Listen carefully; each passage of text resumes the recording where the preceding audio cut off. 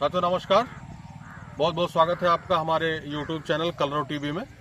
साथियों अभी जैसा कि आपने सुना है कि बहराइच जनपद में एक बड़ा भयानक हादसा हुआ है।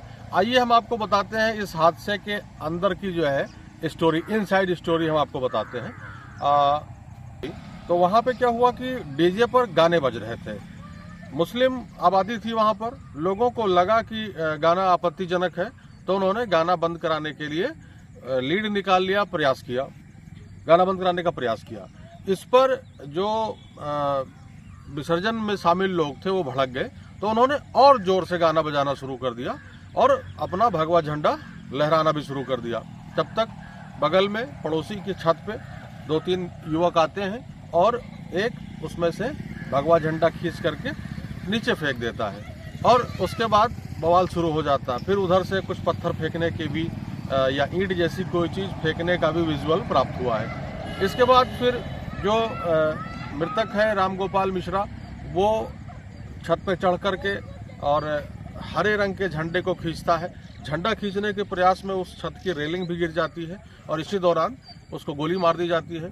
फिर अंदर खींच करके उसको उसके पैर के नाखून उखाड़ लिए जाते हैं और पोस्टमार्टम रिपोर्ट में तो आई है, जैसा कि मीडिया में खबर आ रही है कि उसके शरीर में करंट भी लगाया गया है। हालांकि मैं इस बात की पुष्टि नहीं करता हूं, लेकिन मीडिया रिपोर्ट में ये बात है कि आंख फोड़ दी गई है और उसको करंट भी लगाया गया है। कल माताजी की प्रतिमा जा रही थी तो प्रतिमा में गाना बज रहा था। गाना में एक युवक आया और उसकी लीड निकाल लिया। लीड निकालने के बाद में इंस्पेक्टर ने, जिस व्यक्ति ने लीड निकाला था, गलती तो उसकी थी।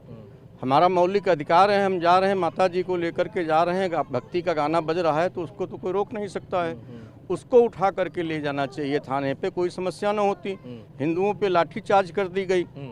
उसका परिणाम ये हुआ कि यहीं का एक बेटा हमारा रामगोपाल, उसको घर में घसीट करके गोली मार दी उन लोगों ने। किसने गोली मारी? मोहम्मद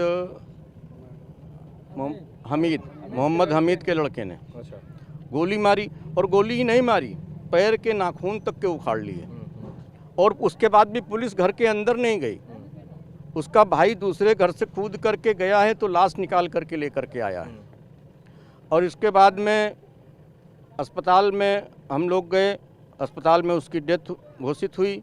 अस्पताल के बाद में लोग सड़क पर बैठ गए थे, वहाँ पे उनको उठाया गया, कार्रवाई का आश्वासन दिया, निलंबित हुए, इंस्पेक्टर निलंबित हुए, चौकी इंचार्ज निलंबित हुए। आज कुछ और बड़े अधिकारियों के खिलाफ, उसमें शामिल भाजपा के बूथ अध्यक्ष को पीट रही है, ये सब शुरू हो जाता है। इसके बाद भीड़ और अनियंत्रित हो जाती है, भीड़ का गुस्सा और बढ़ जाता है। इसी बीच मृतक रामगोपाल मिश्रा का शव बहराइच मेडिकल कॉलेज लाया जाता है। यहाँ पे उसकी हालत देख करके परिजनों ने हंगामा शुरू कर दिया, लोगों ने हंगामा शुरू कर दिया, सड़क भी जाम कर दी।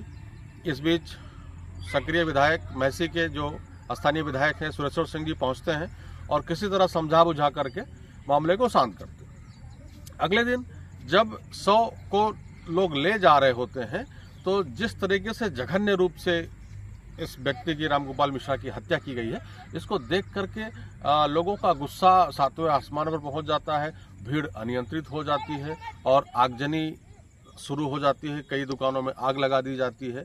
इसके बाद पुलिस एक्शन में आती है, सक्रिय होती है, तो किसी तरीके से हंगामा रुकता है।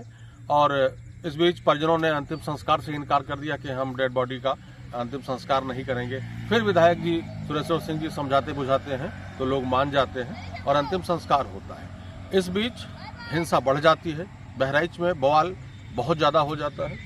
इतना हो जाता है कि वरिष्ठ अधिकारी अमिताभ व्यस्त को उतरना पड़ता है और इंटरनेट सेवाएं बंद कर दी जाती हैं। लगातार 3-4 दिन तक इंटरनेट सेवाएं बंद रहीं। इस बीच पीड़ित परिवार यानी रामगोपाल मिश्रा के पिता, माता और कुछ लोगों के साथ मुख्यमंत्री योगी आदित्यनाथ जी लखनऊ में मुलाकात करते हैं और वो अपनी बात कहते हैं, अपनी पीड़ा कहते हैं। इसके बाद वापस लोग घर आते हैं। तनावपूर्ण माहौल है, स्थिति नियंत्रण में है लेकिन तनावपूर्ण माहौल है। आज पता चला है कि जो मुख्य आरोपी थे उनको पुलिस ने एनकाउंटर कर दिया है। तो ये अब तक की इसमें कुल बात है। साथियों, बहुत दुखद घटना हुई, इसमें कई लोगों की जान चली गई। छोटी छोटी बातों से बात बहुत बढ़ गई। मेरा तो कहना है कि पुलिस प्रशासन अगर समय रहते इन सब चीज़ों को नियंत्रित करता तो शायद इतनी बड़ी घटना ना घटती। जैसे जब वो रूट विसर्जन का रूट क्लियर हुआ है, उसी पे आपको पूजा समिति को परमिशन मिली है, तो उस रूट जब पुलिस जान रही कि संवेदनशील रूट है, पुलिस से कुछ छिपा है नहीं, तो उस रूट पर कम से कम सुरक्षा के कड़े इंतजाम करने चाहिए थे, कड़े बंदोबस्त करने चाहिए थे। अगर आप जान रहे हैं कि पत्थरबाजी हो सकती है तो छतों पे आपको चेक करके पत्थर, कम से कम वहां से पत्थर या कांच की बोतलें हटवा देनी चाहिए। हर उस पहलू से पुलिस को देखना चाहिए था जहां से हिंसा हो सकती थी, जहां से दंगा भड़क सकता था। मीडिया रिपोर्टों में तो ये आई है कि उस समय जब भीड़ अनियंत्रित हो गई तो वज्रवाहन क्या कर रहे थे, पुलिस के आला अधिकारी भी समय से नहीं पहुंचे मौके पर। कुल मिलाकर के बहराइच जनपद का नुकसान हुआ है और मानवता को बड़ा नुकसान हुआ है। मैं सभी जनपदवासियों से, प्रदेशवासियों से अपील करता हूं कि पुनः शांति व्यवस्था बनाने में सहयोग करें। बहुत बहुत धन्यवाद। गोली व भरे तो दाग देंगे तो हमका शहर इतने न दो सबका हम तैयार दी तब रखे मारो। यह व्यवस्था हमारे सीओ देन है। ये इंस्पेक्टर जन हरदी के हैं, ये पहले लाठी चलाने उसके बाद इनके सिपाहियों पूरा स्टाइल लाठी से जोरी से बनेंगे। ये खून है आपका? हाँ, ये खून है भैया। इसे बोतल लगा। अच्छा अच्छा। कोको मारी से चाचा हमका सीओ मारी नहीं है। हाँ। और इंस्पेक्टर जो है पहले लाठी शुरुआत में इंस्पेक्टर चलेंगे जनता बनी है, उसके बाद पूरा स्टाफ लाठी से पीटी से अपनी जनता के बहुत मारी ना टके काटे भागो ने गोली मारते ना काटते हैं। तब हम कहा यही नहीं ठहरा दो, गोली में 3 लोग खत्म है डिवर्टी बुकी में। उनके बचावत में बस वहीं रह गए, छुएंगे नहीं, बना रहिए, सुरक्षित करिए इसको। अब कहाँ है मेरे? यहाँ पे रहो, असला एक बार सुरक्षित करो, लेके आओ, चलो चलो, मत चलो, ठीक है। हम लोग भागो।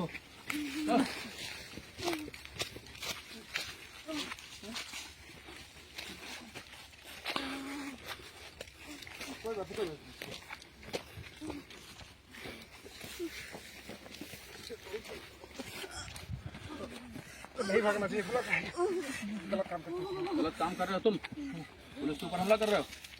हम लोग देखो तो नहीं करेंगे, अब कभी गलती नहीं करेंगे। क्यों गोली चला दी है पुलिस के ऊपर? सर हम लोग भागना चाह रहे थे कि फायर करके ये सब गलत है ना? गलती वहाँ की अपराध करो फिर दूसरी अपराध कर रहे हो। गलती हो गई सर। हम लोग प्यार से लेके आ रहे थे, इतना भरोसा नहीं था तुम लोगों पर कि इस तरह करोगे। चलो फिर गाड़ी घुमाओ। अरे गाड़ी घुमाइए, गाड़ी घुमाइए जल्दी।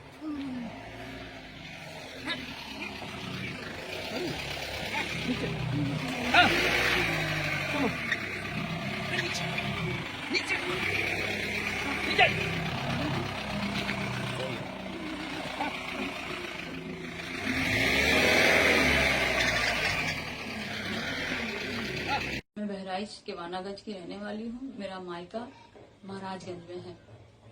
रविवार को जो वहाँ दंगा हुआ है उसमें जिस आदमी की मृत्यु हुई है उसका इल्जाम मेरे पिता और मेरे भाइयों पे आया है। मेरे पिता का नाम अब्दुल हमीद और मेरे भाई का नाम सरफराज अहमद और मोहम्मद फहीम है। उस दंगे के बाद 14 तारीख को एसटीएफ की टीम मेरे घर पहुंची और वहाँ केवानागंज पहुंची मेरे ससुराल, और वहाँ मेरे घर की तलाशी ली तो वहाँ कोई नहीं मिला। तो वो लोग मेरे पति ओसामा और मेरे देवर शाहिद को लेके चले गए। उसके बाद से उन लोगों का कोई अता पता नहीं चल रहा है। वापस लोग घर आते हैं। तनावपूर्ण माहौल है, स्थिति नियंत्रण में है लेकिन तनावपूर्ण माहौल है। आज पता चला है कि जो मुख्य आरोपी थे उनको पुलिस ने एनकाउंटर कर दिया है। तो ये अब तक की इसमें कुल बात है। साथियों, बहुत दुखद घटना हुई, इसमें कई लोगों की जान चली गई। छोटी छोटी बातों से बात बहुत बढ़ गई। मेरा तो कहना है कि पुलिस प्रशासन अगर समय रहते इन सब चीज़ों को नियंत्रित करता तो शायद इतनी बड़ी घटना ना घटती। जैसे जब वो रूट विसर्जन का रूट क्लियर हुआ है, उसी पे आपको पूजा समिति को परमिशन मिली है, तो उस रूट जब पुलिस जान रही कि संवेदनशील रूट है, पुलिस से कुछ छिपा है नहीं, तो उस रूट पर कम से कम सुरक्षा के कड़े इंतजाम करने चाहिए थे, कड़े बंदोबस्त करने चाहिए थे। अगर आप जान रहे हैं कि पत्थरबाजी हो सकती है तो छतों पे आपको चेक करके पत्थर, कम से कम वहां से पत्थर या कांच की बोतलें हटवा देनी चाहिए। हर उस पहलू से पुलिस को देखना चाहिए था जहां से हिंसा हो सकती थी, जहां से दंगा भड़क सकता था। मीडिया रिपोर्टों में तो ये आई है कि उस समय जब भीड़ अनियंत्रित हो गई तो वज्रवाहन क्या कर रहे थे, पुलिस के आला अधिकारी भी समय से नहीं पहुंचे मौके पर। कुल मिलाकर के बहराइच जनपद का नुकसान हुआ है और मानवता को बड़ा नुकसान हुआ है। मैं सभी जनपदवासियों से, प्रदेशवासियों से अपील करता हूं कि पुनः शांति व्यवस्था बनाने में सहयोग करें। बहुत बहुत धन्यवाद।